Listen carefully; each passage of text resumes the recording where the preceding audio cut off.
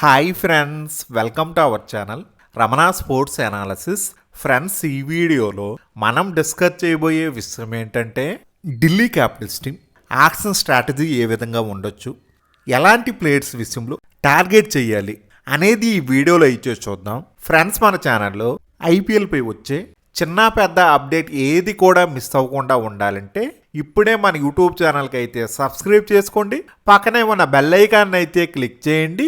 మరింతకు late friends, ఈ వీడియోలోకి అయితే వెళ్ళిపోదాం.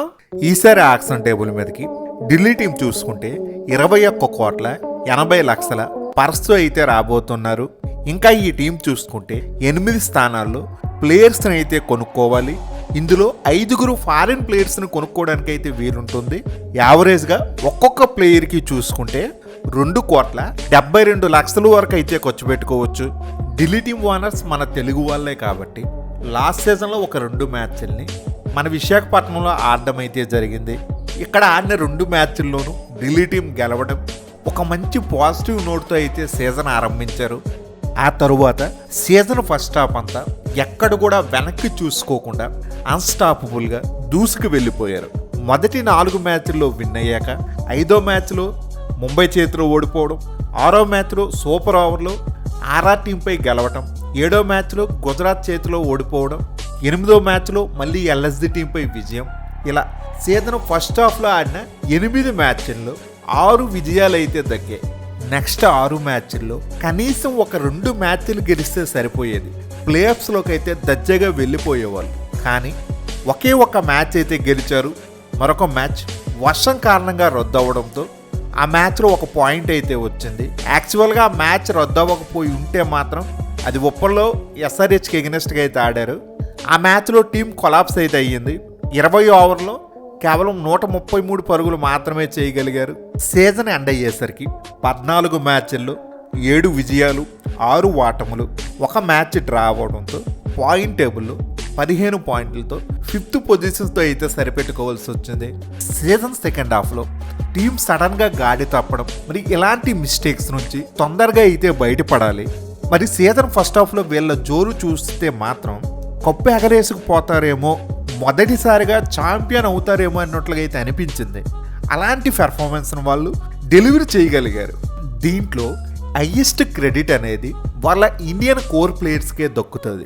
ప్రస్తుతం ఢిల్లీ టీంలో చాలామంది యువకులతో చాలా మంచి ఇండియన్ కోర్ టాలెంటెడ్ ప్లేయర్స్ అయితే ఉన్నారు. ఫ్యూచర్లో ఈ టీంకి అయితే మాత్రం చాలా మంచి భవిష్యత్ అయితే ఉంటుంది. మెగా ఆక్షన్లో సరిగా అయితే టీంను పిక్ చేసుకున్నారు. అలాగే వీళ్ళ టాలెంట్ స్కౌట్స్ కూడా మంచి మంచి ప్లేయర్స్ని అయితే ఫైండ్ చేయగలుగుతున్నారు. ఓవరాల్గా ఢిల్లీ టీం స్క్వాడ్ చూసుకుంటే మంచి డీసెంట్ టీం. గత 4 సీజన్స్గా ప్లే ఆఫ్స్కి అయితే వెళ్ళట్లేదు. అంతకుముందు వరుసగా 3 సీజన్స్ ప్లే ఆఫ్స్కి అయితే వెళ్ళారు. రిలీజ్ అండ్ రిటెన్షన్ కూడా వీళ్ళకి చక్కగా అయితే ఉంది. టీంలో కొన్ని గ్యాప్స్ని ఫిల్ చేసుకుంటే చాలా మంచి స్ట్రాంగ్ టీంలో అయితే తయారవుతుంది. డొనోవన్ పెరీరాని ఆర్ఆర్ టీంకి ఇచ్చేసి ఆర్ఆర్ టీంలో ఉన్న నితీష్ రాణాని ఈ టీంలోకి తీసుకోవడం ఇదైతే మాత్రం మంచి మూవే. అలాగే ఈసారి యాక్షన్ టేబుల్ మీద ముఖ్యంగా ఢిల్లీ టీం అయితే మంచి ఫారెన్ ప్లేయర్స్ని అయితే తీసుకోవాలి. లాస్ట్ సీజన్లో ఢిల్లీ టీం ఓపెనింగ్లో 5-6 కాంబినేషన్స్ని అయితే చేంజ్ చేయడం అయితే జరిగింది. దీనివల్ల పవర్ ప్లేలో సరైన స్కోర్లు రాక చాలా స్ట్రగుల్ అవ్వడం అయితే చూసాం. క్రిస్టన్ స్టాప్స్ అయితే చాలా బాగా ఆడుతున్నాడు. తన్ని బ్యాటింగ్ లైనప్లో మరీ కిందకి బ్యాటింగ్ అయితే దించుతున్నారు. నెంబర్ 5, నెంబర్ 6 పొజిషన్లో అయితే బ్యాటింగ్ వస్తున్నాడు. ఇలా కాకుండా తనని అప్ ద ఆర్డర్కి అయితే ప్రమోట్ చేయాలి. ఇలాగే లాస్ట్ సీజన్లో ఎల్ఎస్జి టీం పూరన్ని నెంబర్ 3లో ఆడిస్తే ప్రత్యర్థి టీమ్స్కి ఎంత డ్యామేజ్ చేశాడో మనం చూసాం. ఢిల్లీ టీంకి కూడా ఈ వ్యూహం అయితే మాత్రం వర్కౌట్ అయితే అవుతుంది. స్టబ్స్ను మరి అప్ ద ఆర్డర్లో ఆడిస్తే ఫినిషింగ్ ఎవరు చేస్తారు, ఇలాంటి డౌట్ అయితే అవసరం లేదు. టీంలో ఇండియన్ ప్లేయర్స్ నుంచి మంచి ఫినిషర్స్ అయితే ఉన్నారు. అశోక్ శర్మ, విపరాజ్ నిగమ్, అక్షర్ పటేల్ లాంటి మంచి క్యాపబిలిటీ ఉన్న ప్లేయర్స్ అయితే ఉన్నారు.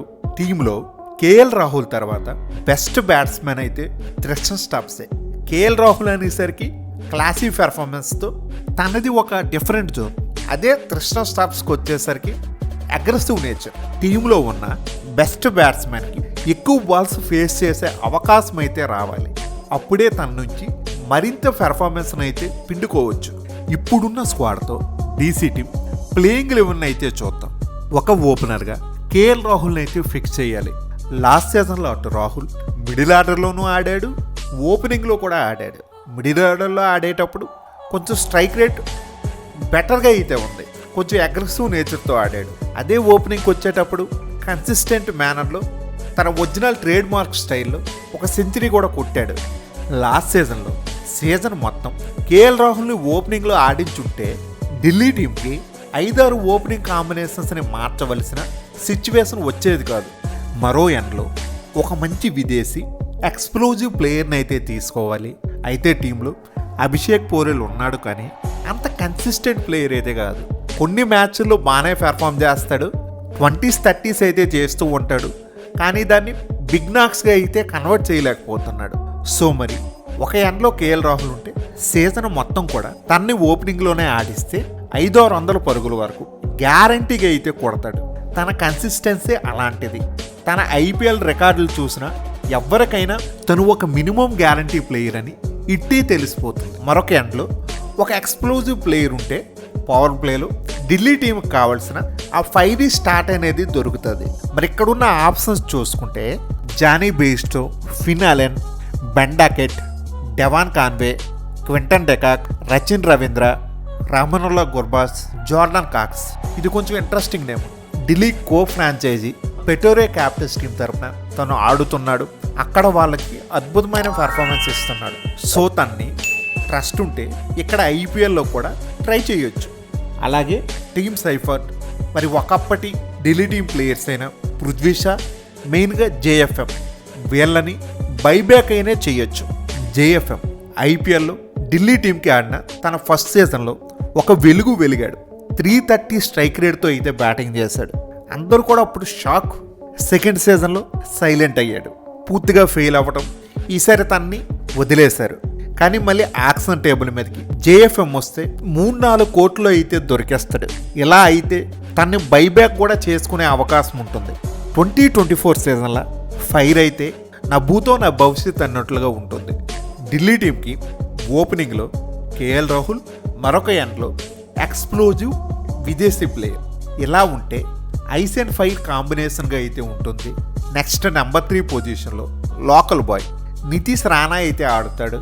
నెంబర్ 4లో త్రిస్టన్ స్టబ్స్ కన్సిస్టెన్సీతో పాటు మిడిల్ ఆర్డర్కి మంచి 5 పవర్ని అయితే అందిస్తాడు.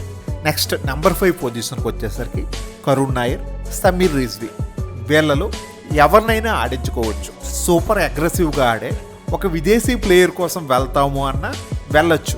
లాస్ట్ సీజన్లో కరుణ్ నాయర్ పెర్ఫార్మెన్స్ చూసుకుంటే కొన్ని మ్యాచ్ల్లో బ్లో కోడ్లా అయితే అనిపించింది.